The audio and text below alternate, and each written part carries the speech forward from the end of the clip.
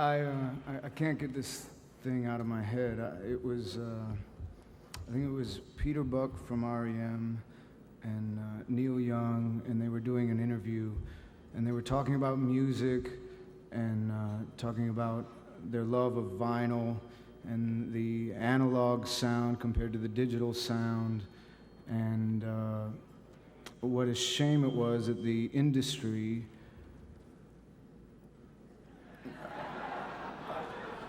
kind of pushed it aside.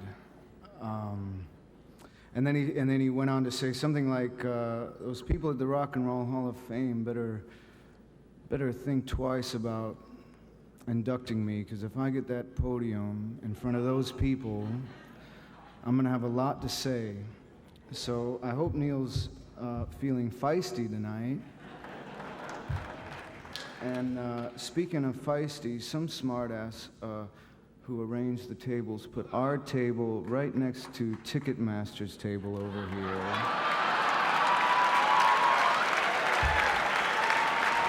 So I predict a food fight by the end of the evening. And I would recommend to the classy people like Lou Reed and Laurie Anderson over there to scoot away or join in. Maybe we should all join in while we got them right here.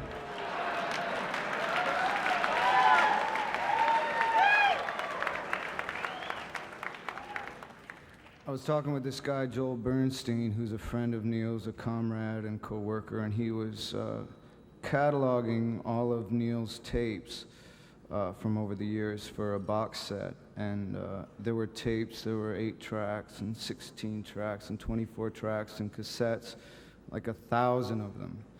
And I asked, were any of them labeled? And he said, yeah, they were labeled. They were labeled Wednesday night, Monday morning, Jam and B. And after it was all done, I think Joel ended up cataloging them by songs, like the 40 best versions of Tonight's the Night and the 65 best versions of Cortez the Killer. And Neil and I were standing in this room and we were looking at all these, and I thought he was going to maybe take one down and we were going to play it. And he looked around and he said, I got to get out of here. I saw a man overwhelmed by his body of work.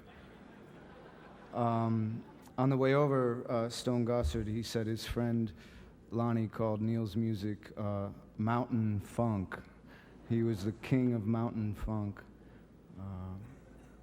I thought that was pretty cool. He's taught us a lot as a band about dignity and commitment and playing in the moment.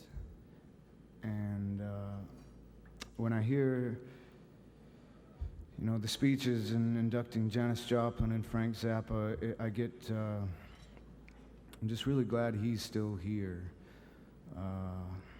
And I'm gonna, yeah.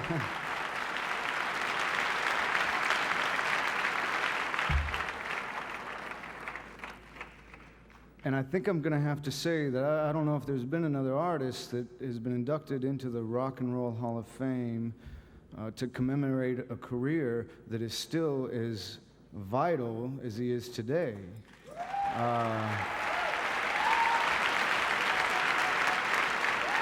Some of his best songs were on his last record.